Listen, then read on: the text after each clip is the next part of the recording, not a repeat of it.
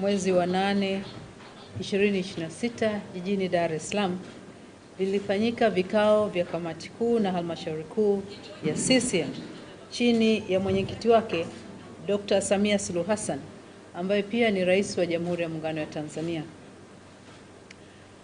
Kamati kuu na halmashauri kuu zilikuwa na ajenda za jumla ambazo zilijadiliwa, na kati ya ajenda zilizojadiliwa leo kulikuwa na swala la nidhamu na maadili ambalo lilikuwa linamkabili mwanachama mwandamizi wa chama chetu, mjumbe wa kamati kuu na halmashauri kuu, ndugu Balozi Dr. Emmanuel Nchimbi.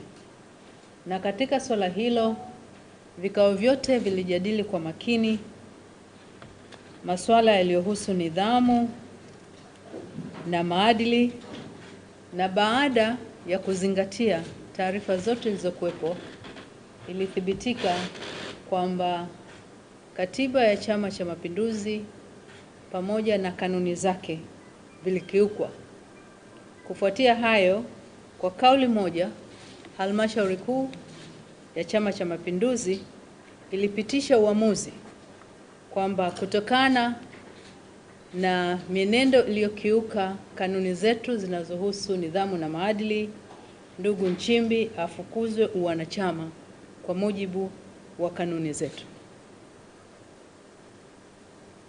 Kwa hiyo tunapenda kuwafahamisha wanachama wote wa Chama cha Mapinduzi na wananchi kwa ujumla kwamba Chama cha Mapinduzi kimefikia uamuzi huo.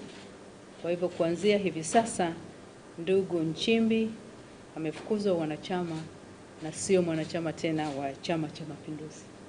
Pokeeni taarifa hiyo.